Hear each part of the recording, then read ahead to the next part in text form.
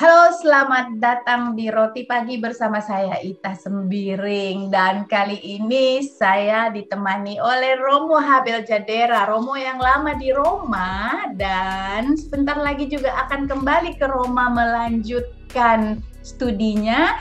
Jadi kita todong-todong dulu nih buat ngobrol di Roti Pagi. Come state, padre? Kita belaga-belaga Itali dulu ya, mau pengantar. Buongiorno, carissima signora Ita. Sto bene, grazie. E lei? Bellissimo, padre. Ya. Okay. Benvenuto al pane del mattino. Wow, pane del mattino, roti pagi, pane roti del mattino. Pagi, al pane del mattino. Sono felice di averti qui. Grazie per essere qui, padre. Oh, tu parli bene italiano, eh? Al poco. Un poco. Yang penting un poco ya, mau jangan sampai poco loco. Sì. Jadi teman-teman Roti Pagi, poco loco itu sedikit gila. Jadi situasi kita saat ini hampir membuat kita sedikit gila. Dan tema kita di Roti Pagi kali ini tetap waras meski cemas. Saya nggak tahu nih, Romo Habel ini sebagai Romo punya kecemasan nggak? Cemas ya bukan hanya sebagai Romo, Mbak Ita, tapi sebagai manusia ya. Semua orang pasti punya kecemasan. Saya juga sama. Nah, kalau sekarang yang pokoknya kecemasan yang paling terdekat aja ya, jangan yang dulu-dulu ya. Yang paling terdekat itu kecemasan saya ini Indonesia kalau misalnya PPKM terus, apalagi bulan Juli kemarin itu ya. Kan lumayan tinggi tingkat penularan COVID di Indonesia. Kecemasan saya nanti Indonesia di ban, terus saya gak jadi berangkat dong. September soalnya kan.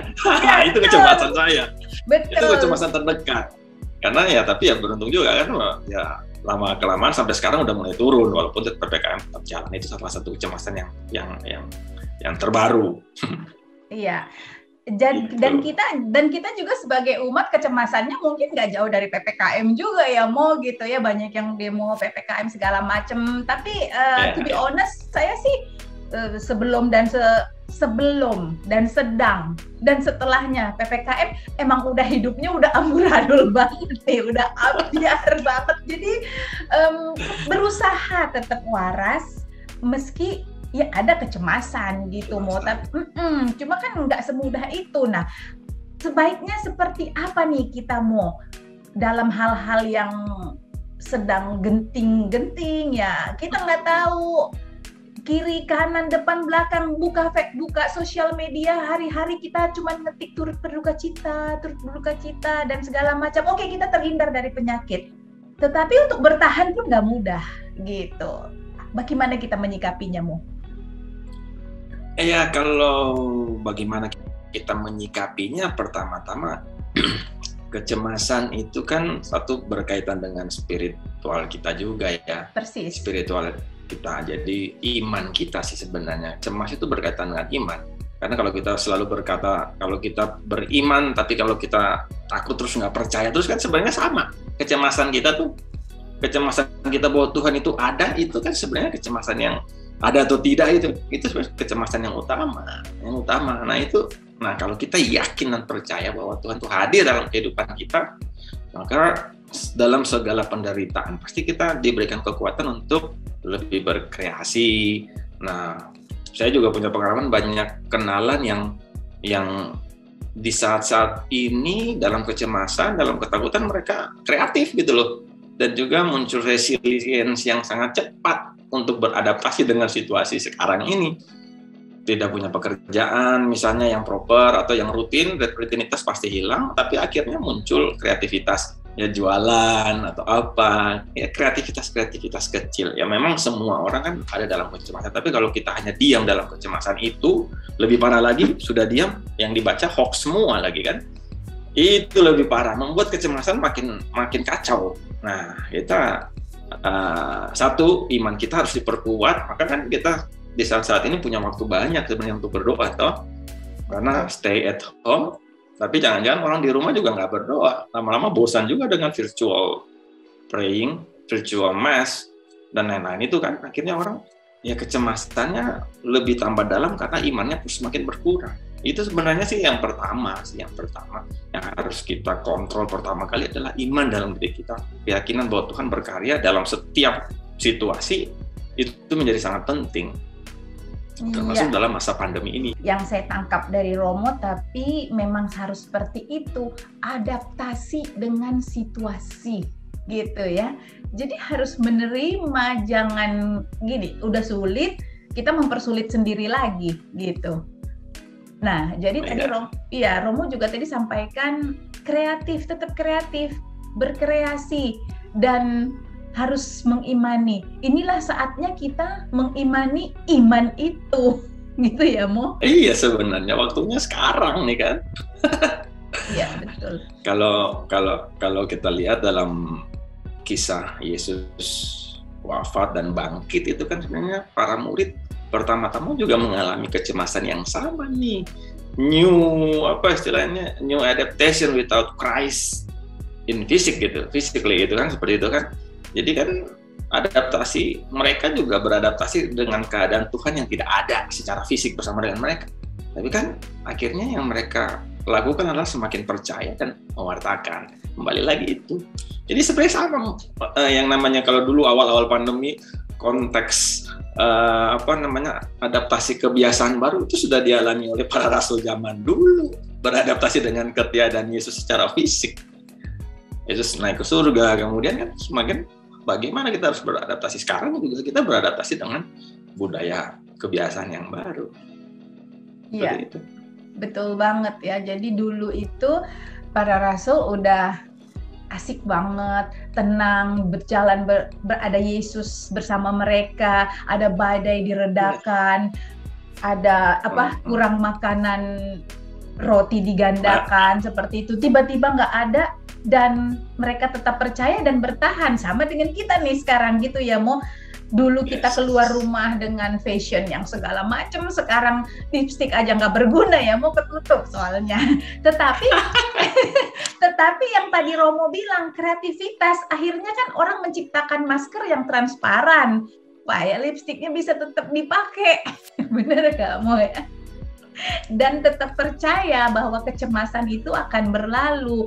Nah, tadi Romo sempat sampaikan juga sedikit tentang mungkin ada rasa kebosanan dengan virtual mass segala macam begitu ya. Tapi menurut Romo, apalagi yang bisa kita lakukan selain mengikutinya gitu, Mo? Jadi gimana nih mengelola hati? Ya jelas jenuh gitu, tapi harus mengelola hati kan, Mo? Yes. Ya, apalagi yang harus kita lakukan selain apa-apa virtual gitu kan, termasuk doa pun harus virtual.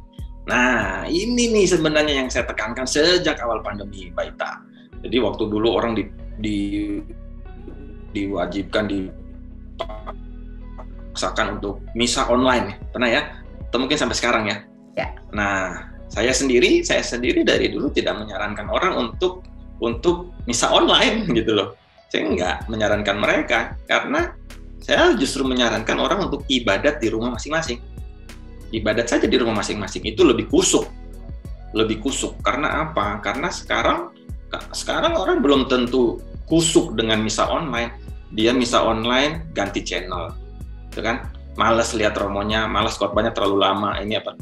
Cari lagi misa, cari yang lain. Belum lagi, belum mandi dan lain-lain segala macam. Akhirnya sibuk dengan hal-hal yang seperti itu, justru malah mendistrak kita dari suatu kebiasaan kita untuk berdoa dekat dengan Tuhan. Tetapi satu kebiasaan kita di keluarga-keluarga Katolik adalah kebiasaan untuk berdoa bersama. Itu yang sebenarnya harus kita tumbuhkan di saat ini sebenarnya.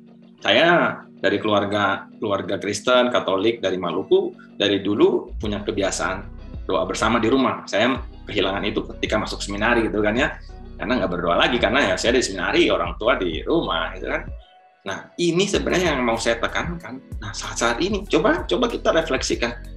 Seberapa sering sih kita berdoa bersama orang tua dan anak-anak di rumah? Nah sekarang nih kita dikasih waktu banyak, daripada pusing mikirin virtual mass, kita ibadat online, mendingan kita berdoa sendiri. Berdoa sendiri bisa dengan berbagai cara. Di situ bisa menumbuhkan iman, saling menguatkan satu sama lain. Misalnya keluarga yang selama ini nggak pernah mau baca kitab suci, ya sudah kan hanya bapak ibu dan beberapa anak, silakanlah bagi tugas di situ. Justru di situ kebiasaan untuk menumbuhkan iman dan rohani itu sangat sangat kuat sebenarnya. Cuman orang terlalu dimanjakan, yang akhirnya justru mengaburkan. Toh di situ kita bisa berdoa, doa komuni rindu, sama saja. Intinya sama, kita doa komuni rindu sama. Tapi rasanya lebih berbeda karena kita tidak di depan kamera, tetapi bersama-sama, duduk bersama. Coba dipraktekkan itu keluarga-keluarga Katolik, doa bersamalah di rumah masing-masing.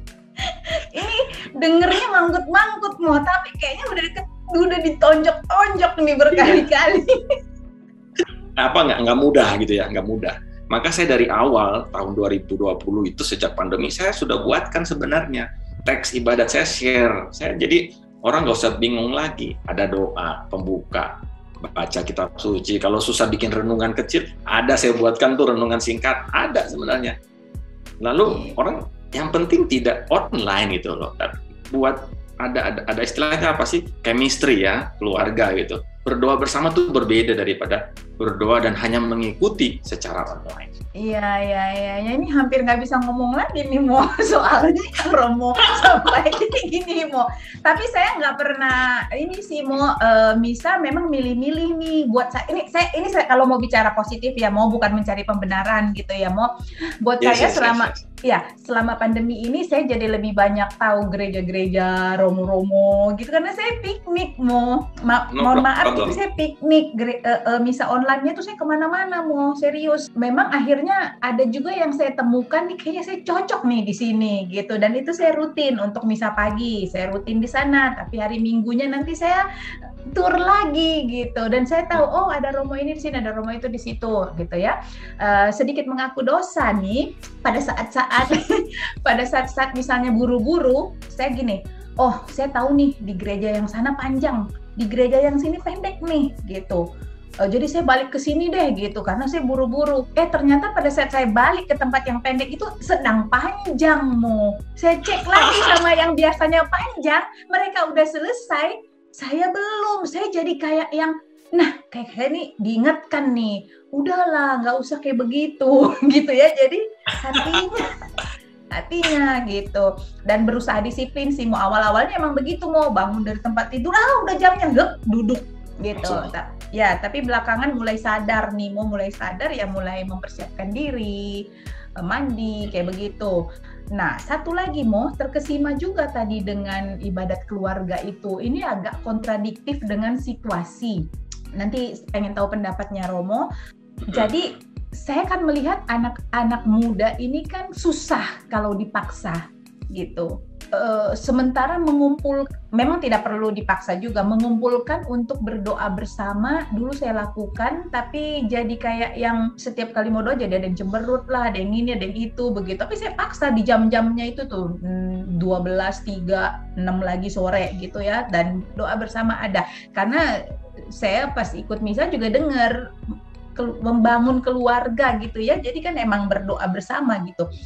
Terus saya pikir apakah anak-anak ini harus beragama dengan santai, dengan fun, dia suka. Akhirnya saya bebaskan mereka berdoa sendiri-sendiri, tapi mereka lakukan Mo, daripada kami bertiga berantem dan lagi doa gitu, berut dan gimana, terus membacanya cepat banget gitu Mo. Jadi ya ada dilema juga, tapi sementara ini memang jadi pisah-pisah Mo, bahkan misa pun dia cari sendiri jamnya, karena saya jam 6 pagi, dia yang mana gitu. Tapi daripada tidak, apakah hal seperti itu masih apa ya Mo ya, mau nanyanya juga bingung. masih wajar. Iya gitu. Ya kita di Indonesia atau mungkin di dunia mungkin tidak siap dengan kondisi pandemi kan Mbak Ita. Iya. Yang lebih menyedihkan lagi di gereja Indonesia mungkin kalau menurut pandangan saya, tidak siap juga dengan katekese tentang misa itu secara virtual harus bagaimana, apa yang harus kita lakukan. Jadi umat tidak diberikan pengetahuan yang mendalam. Pokoknya yang penting misa online, stay at home, misa online, itu aja kan? Yeah. Yang penting begitu. Akhirnya ada pemahaman juga, sudahlah saya nggak sempat misa jam segini, nanti malam aja udah pulang baru saya misa jam 11. Pernah saya tanya langsung sama umat, udah misa? Belum Romo, nanti malam jam 11 malam. Emang ada misa jam 11 malam? Enggak sih, ikut misa yang tadi siang. Terus nah itu kan berarti pemahamannya salah. Iya, siaran tunda ya. Tunda, kan? Jadi bukan misa, tapi menonton misa. Nonton misa, ya. Bahkan di saat misa yang live aja kadang-kadang kita hanya nonton misa kok. Ya, jadi itu sebenarnya katekesenya sih, katekese. Kalau saya sih lebih menekankan supaya ada blending antara orang tua dan anak dengan berdoa bersama itu berbeda dengan doa sendiri-sendiri. Karena ya sebagai gereja ya kita berdoanya bersama gitu kan. Yeah. Namanya juga Ecclesia Domestica. Ecclesia Domestica kan adalah keluarga. Sebenarnya ini sangat dibutuhkan pada saat pandemi ini kan. Karena kita lebih punya waktu bersama loh. Memang satu kebiasaan doa bersama itu nggak harus mulu-mulu, nggak harus seperti Ekaristi. Nama juga ibadat itu nggak harus liturgis seperti Ekaristi. Yang penting hanya doa, bacaan, kemudian renungan singkat, atau nggak ada renungan pun kita diam saja, atau lalu doa spontan, tutup. Nah, kalau kita hanya menonton, jadinya kan kalau nonton kan masing-masing punya persepsi sendiri-sendiri. Nggak harus misa. Nonton siaran di Indovision atau apapun saja, ibu saya maunya sinetron, bapak saya maunya berita terus. Nggak ada yang nyambung. Akhirnya ya siang waktunya siapa nonton, malam waktunya siapa. Sama seperti misa. Mbak Ita sukanya misa dengan Romo ini di gereja ini, anaknya sukanya dengan Romo yang ini di gereja ini, kan sama, karena itu hanya jadi konsumsi, bukan kebutuhan kita kan. Nah itu hanya menjadi konsumsi, bukan kebutuhan. Itu yang harus ditinggalkan supaya kita tetap waras. Ya nggak mau. Iya, kayak itu Kak. Akhirnya nanti justru kita nggak waras dengan tadi virtual terus, jadi nggak waras kan itu kan. Iya, karena kalau dipikir-pikir kan gini ya Mo ya. Kalau kita doa bersama, lalu kita kan khusyuk, kita fokus sama doa itu gitu. Jadi kecemasannya kan terpinggirkan, bener nggak? Paling nggak pada saat berdoa itu. Nah, tetapi kalau misalnya lagi nontonin gitu, lagi ngikutin, tapi kan pikiran kemana-mana melayang-layang. Kapan ya selesainya misalnya nih? Ini gimana? Tiba-tiba ada berita ini itu lagi, makin cemas. Terus mikirin, iya bener juga Mo. Tiba-tiba balas WA, balas Instagram, kan? Iya betul sih, puji Tuhan dari dulu sih saya nggak pernah melakukan, artinya begitu misa handphone udah, iya betul, dan itu sangat mengganggu ya, apa-apa di foto, romonya lagi apa di foto gitu. Padahal kan ketika kita bisa dapat postingan dia, ketika kita bisa dapat postingan dia di sosial media saat misa kan kita jadi bertanya ya, ini ibu misa atau ngapain ya gitu. Emang misa atau apa gitu loh. Nah itu tetap eksis, mau kasih tahu ke orang-orang bahwa dia lagi misa. Oke, Romo, yang singkat saja omongan kita tetapi dapat ilmu-ilmu yang sebetulnya nggak terlalu susah untuk kita jalankan tapi suka kita lupakan gitu ya Mo. Jadi supaya tetap waras meski kecemasan ini terus-menerus, ya kita nggak pernah tahu ini kapan berakhir, tetapi kewarasan nggak boleh berakhir. Jadi yang saya tangkap dari Romo tadi, beradaptasilah dengan situasi ini, semakin mempertebal iman dan saatnya mengimani iman kita, juga membangun kebersamaan dalam keluarga. Itu yang bisa saya tangkap. Mungkin Romo bisa tambahkan sedikit lagi sebelum kita menutup perbincangan kita dan menyantap al pane del mattino yang sesungguhnya. Baik, saya tambahkan sedikit Mbak Ita, gitu ya, supaya kita tetap waras dalam kecemasan ini ya. Satu, ialah harus kita isi kebutuhan iman kita dengan kebenaran iman itu sendiri. Nah, Jangan kita isi dengan hoax-hoax, ya kan? Jangan isi dengan hoax. Nah, karena sekarang kebanyakan kita makin cemas karena yang kita baca adalah hoax. Kita baca cari yang benar, kabar yang baik, ya, kabar sukacita lah, jangan kabar yang hoax semua. Kebanyakan itu yang beredar-beredar lalu gampang sekali percaya, membuat kita down, gitu kan? Tapi sebagai seorang Kristiani kita harus, sebagaimana kita menerima kabar sukacita, dan kalau kita punya sukacita di situ, pergi dan wartakanlah sukacita itu. Nah, jadi kita tetap waras dalam kecemasan, sama seperti para rasul dalam kecemasan justru mereka mewartakan bahwa Kristus bangkit dan hidup bagi kita. Nah, itu yang harus kita wartakan. Jadi harus tetap menjadi misionaris dalam keadaan seperti ini. Go and make disciple, gitu kan? Itu nggak boleh stop. Oke, keren banget, bellissimo. Terima kasih buat semua yang telah menikmati roti pagi ini, dan sebelum kita menyantap roti yang sesungguhnya, sekali lagi saya mau mengucapkan sukses selalu buat Romo, dan juga sukses nanti perjalanan ke Roma, juga studinya di sana, gitu ya Mo. Spero di potersi vedere a Roma, Padre. Grazie. Ti aspetto, no? Ti aspetto a Roma, quindi possiamo viaggiare insieme tutti quanti, così. Bene, rimanere in buona salute. Altrettanto anche a lei. Iya. Sampai ketemu.